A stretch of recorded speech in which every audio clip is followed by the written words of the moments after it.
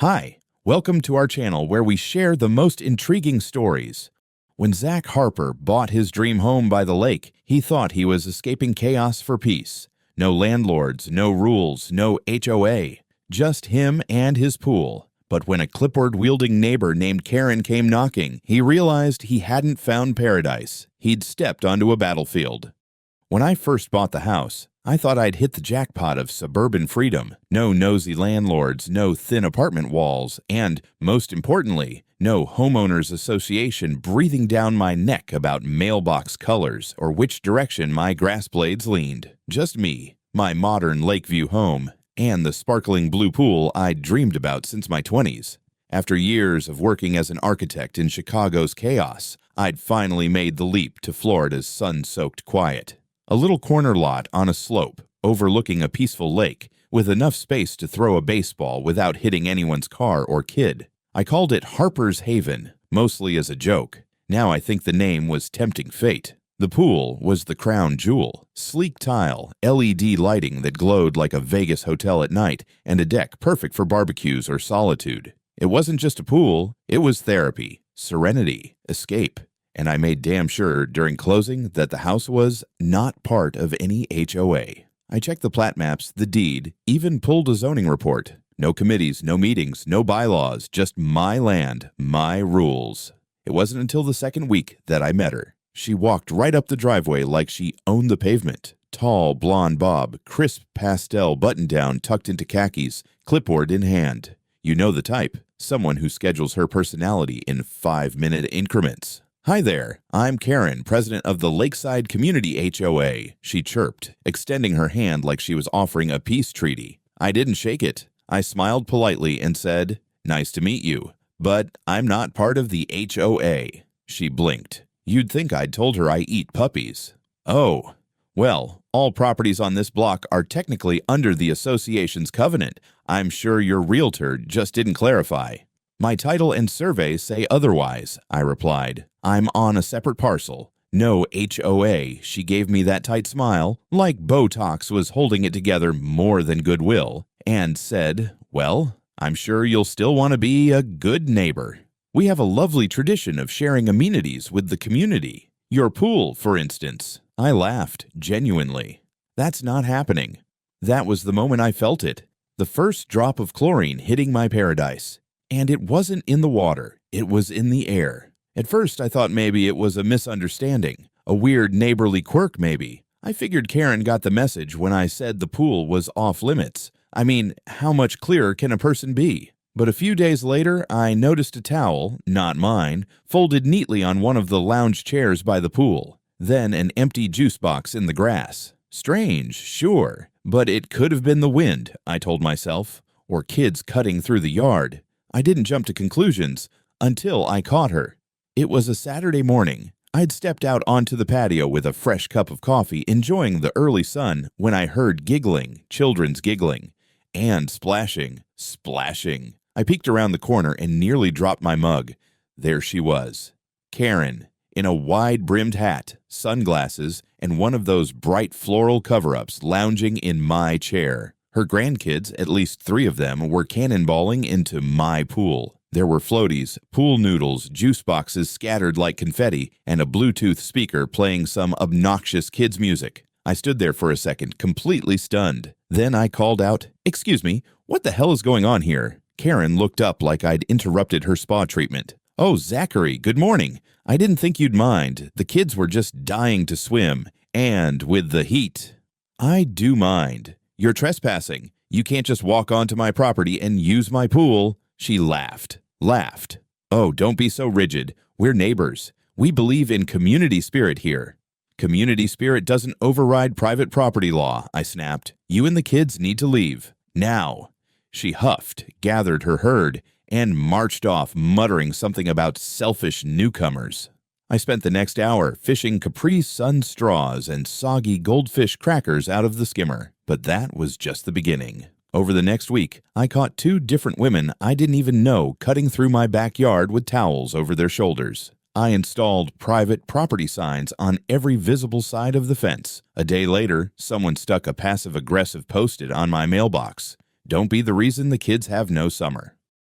Then came the HOA flyers, bright pink ones taped to mailboxes, community amenities for all, let's keep Lakeside neighborly. The flyer even had a blurry photo of my pool. At that point, I realized it wasn't carelessness. It was a campaign. Karen wasn't just being annoying. She was orchestrating a full-blown pressure operation to force me into submission. She went door to door, knocking with petitions. A neighbor stopped me one morning to ask, "Hey, Zach, what's the deal with the pool thing? Karen says you're trying to change community access." I stared at him. Change? It was never community access. It's in my yard. Apparently, that minor detail hadn't made it into her version of the story, so I stopped playing nice. I printed the survey map of my property, laminated it, and stapled it to the front gate. Then I called my lawyer, because it was clear this wasn't just neighborly overreach, it was war.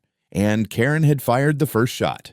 I don't like confrontation. I'm a big believer in locking your gate, minding your business, and keeping your grass cut just enough to avoid raccoons forming a union. But when someone starts treating your property like a community splash pad, it's time to act. After that whole pool party ambush, I went full Batman. I installed motion sensor cameras, front yard, backyard, side yard, even the side of the garage where Karen once tried to accidentally hang a 4th of July banner that, surprise, blocked my side gate. I hooked the cameras into my phone so I got alerts the moment someone sneezed too close to the fence line. Next step, lawyer, enter Randy Harris. Mid-50s, Hawaiian shirts year-round, and the kind of legal vocabulary that could verbally dismantle a SWAT team. I found him through a friend who'd once sued his HOA for harassing his koi pond. Randy specialized in property independence. He called himself the Land Shark. I hired him on the spot. We started documenting everything. Every flyer, every video clip of Karen's accidental visits, every doorbell camera moment where she paused to glare at my private property sign like it personally insulted her Tupperware collection. Then came the drone. Look, I didn't need the drone, but it was fun.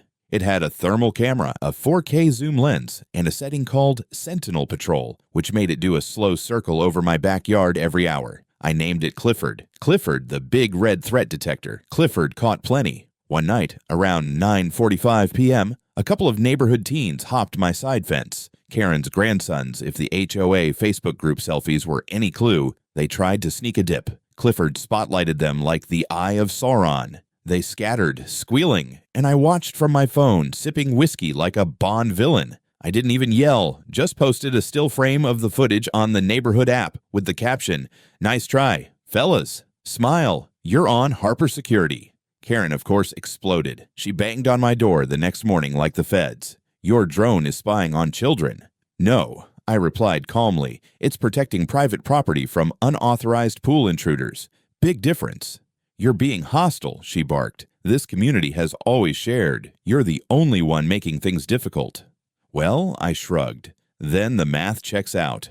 She stormed off, but not before muttering something about getting the board involved. I reminded her once again, my property isn't under the HOA. I could paint a mural of a screaming goat on my fence and nobody could say a word. Tempting, honestly. Still, Karen wasn't done. Later that week, I caught her measuring the fence line with a tape measure and a guy in a construction vest. She claimed she was inspecting the easement access zone, whatever that means. The guy looked uncomfortable, like he'd just realized he was on the wrong side of a lawsuit. Randy filed a formal cease and desist. He also started preparing a preemptive civil suit for trespassing, defamation, and unlawful harassment. We weren't just going to stop Karen. We were going to make her HOA presidency the most expensive volunteer gig she'd ever signed up for. By now, word was getting around. Neighbors started acting funny. Some were sheepish, avoiding eye contact. Others offered subtle thumbs up while watering their lawns. One older couple brought me a pie. "We don't agree with how she's handling this," they whispered.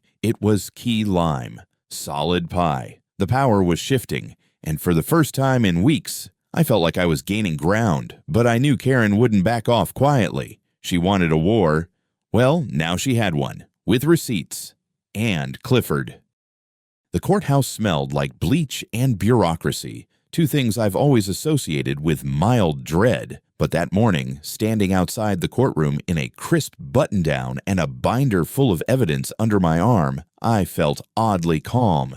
Maybe it was the months of preparation. Maybe it was knowing Clifford the drone had captured enough footage to start his own neighborhood reality show. Or maybe it was because Karen had finally overplayed her hand. After the cease and desist, she doubled down. She filed a civil suit against me, claiming public reliance on my pool for communal recreation. She cited fabricated neighborhood traditions, a phantom verbal agreement between me and the HOA. Spoiler, I'd never said more than 10 civil words to the board, and even tried submitting a community survey, filled out entirely in her handwriting. So Randy filed our countersuit, and suddenly we were the plaintiffs. Trespassing, defamation, harassment, attempted fraudulent easement, and, my favorite, unauthorized lemonade stand operation by minors on private land. Hey, it happened. The judge saw the filings and consolidated the cases. And now, here we were.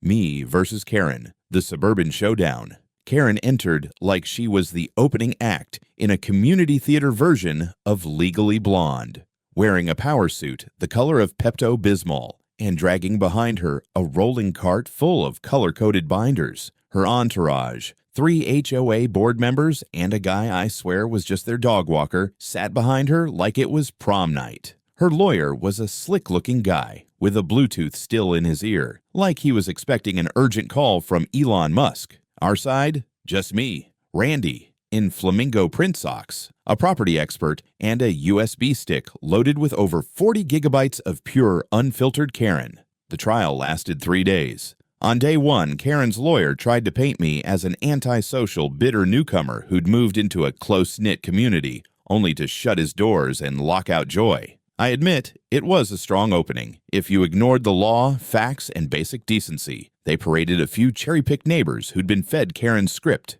One elderly man claimed my aggressive signage made his dog nervous. A woman sobbed about how her twins had to swim in a municipal pool with strangers. Randy stood, tapped the table once, and said, "Your Honor, may I enter Exhibit A?" It was a slow-motion clip of Karen unlocking my side gate, waving a margarita, and stepping into my pool in broad daylight. There was a moment of silence, then laughter. The judge, God bless him, actually snorted. We unleashed the rest. Time-stamped footage, sound clips, drone surveillance, the laminated property deed, expert testimony confirming my parcel's total independence from HOA jurisdiction.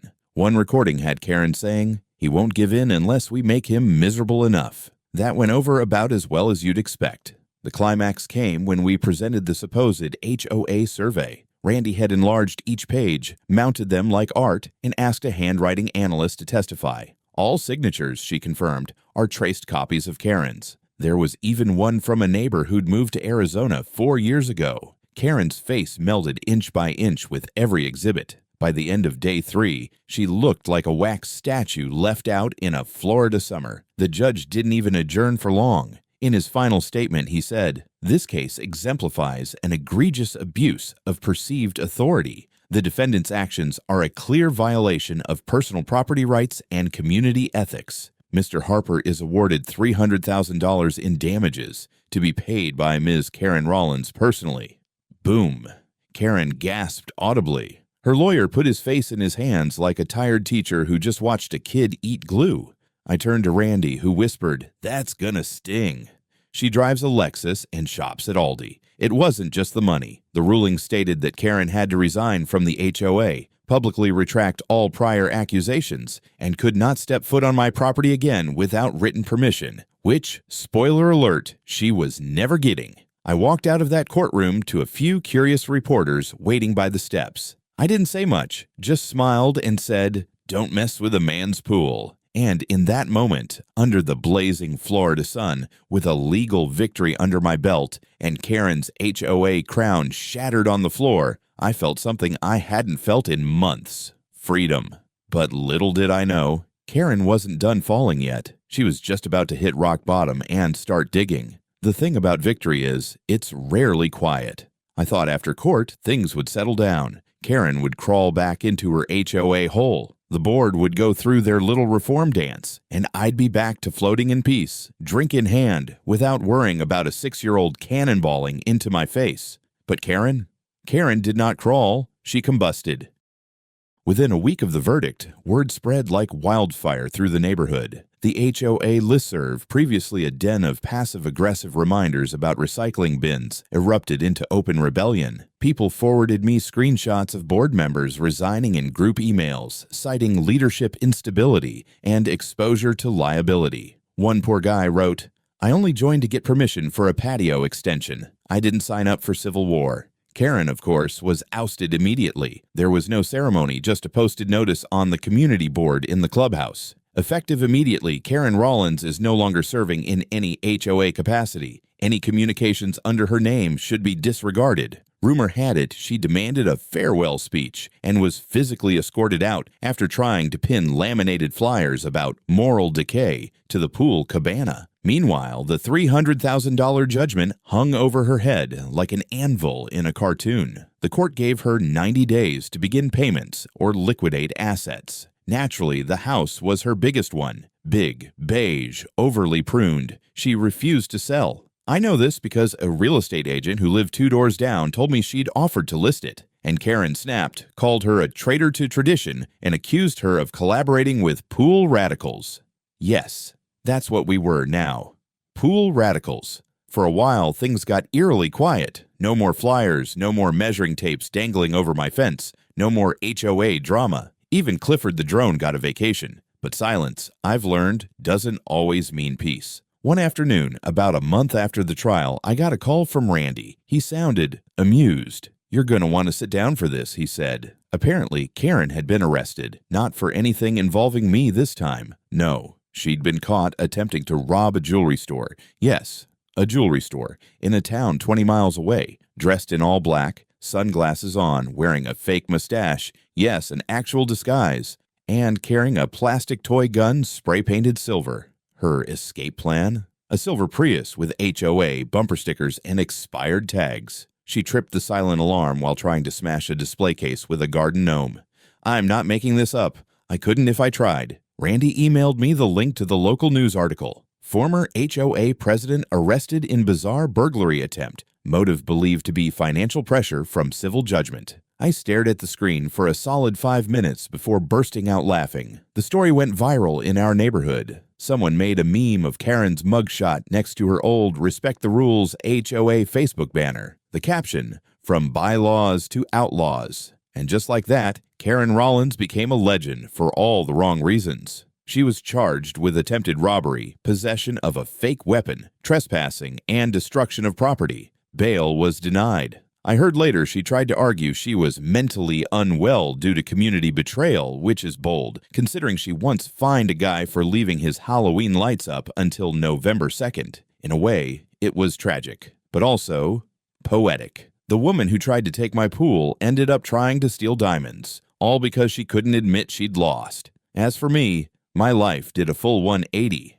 Neighbors who once gave me the stink eye now waved enthusiastically when I mowed the lawn. A few even offered to repaint my fence as a show of goodwill. I politely declined but accepted a lasagna. I've learned lasagna is the sincerest form of suburban apology. I hosted a community cleansing BBQ the following weekend. Dozens showed up. Someone brought a karaoke machine. Clifford buzzed overhead, capturing every glorious minute. One kid asked if we could name the grill the Karen Burner. I didn't say no. It was the first time this place actually felt like a community. Without surveillance, manipulation, or guilt-flavored lemonade stands. Karen may have declared war, but in losing it, she gave us something she never could have imagined. Actual peace. And I finally got my pool back. Chlorine-scented, quiet, and 100% Karen-free. It's strange how quiet feels different once you've fought for it. There's a kind of silence now that settles over my backyard in the early mornings. Not the uneasy kind that used to make me glance over my shoulder, waiting for Karen to pop up from behind a bush with a measuring wheel and a clipboard. This silence is honest. It's peaceful. It smells like fresh-cut grass and chlorine, and occasionally grilled bratwurst from my neighbor Phil's backyard. The neighborhood changed. Maybe not overnight, but definitely for the better, after Karen's dramatic exit from both the HOA and, society. Something unlocked in people. Like a collective exhale, the remaining HOA board members stepped down quietly, and a new group formed, this time made up of people who didn't treat property lines like military borders. The new board started small, a community garden, monthly meetings with actual snacks and laughter instead of fines and fear. Someone suggested a shared tool shed, and instead of arguing about insurance liability, people actually volunteered to build it. One guy donated a table saw. I brought beer. I stayed out of the board itself. Once was enough HOA involvement for a lifetime. But they invited me to speak at the first meeting anyway. I stood in front of about 30 people and said the only thing that felt right. Look, I didn't move here to start a war. I just wanted a place where I could swim in peace without having to explain the Fourth Amendment every time I dried off. There was a pause, then laughter, even applause. I still get a few jokes. Zach, how's the fortress holding up? Or heard any drones buzzing lately? But it's all in good humor now. Some neighbors who once sided with Karen have come around. One brought over homemade jam as a peace offering. Another, a guy who used to glare at me like I'd stolen his dog, stopped by just to shake my hand and say, "You were right. Sorry it took me so long to see it." I accepted both. And Clifford, still flying, though now mostly for fun. At one of our BBQs, a kid used him to film a backyard Nerf war. Another time, someone programmed him to play the Curb Your Enthusiasm theme every time he took off. He's become a neighborhood mascot, our airborne reminder that a little vigilance and a little absurdity can go a long way. As for Karen, last I heard she was serving a sentence in a county correctional facility upstate. There was a brief moment when I felt a pang of sympathy, but then I remembered the garden gnome she used to try and rob a store. The gnome's in a glass case now, actually, on display at the new HOA clubhouse. They named him Sir Clorox, Defender of Property Rights. I'm told it was a unanimous vote. And the best part? My pool is finally just mine again. No uninvited kids, no pool noodle invasions, no passive-aggressive notes about sharing. Just me, a cold drink, and the occasional neighborhood friend invited by choice, not pressure. The sun still sets the same way over the lake, but it feels warmer now, safer, freer. Karen tried to build an empire on rules and control. In the end, she gave us something else entirely, a community, stronger, sillier, and a hell of a lot more fun than anything she ever imagined. And that's the best revenge of all. The sun had just started its slow descent behind the lake, casting golden streaks across the water and turning my pool into a sheet of molten glass. I was kneeling by the edge of the backyard, adjusting a freshly painted signpost I'd just planted next to the stepping stones that led from the back gate to the pool deck. A winding, playful path I'd painted a deep cobalt blue. Kids in the neighborhood had taken to calling it the Magic Path. That's when I heard the softest voice behind me.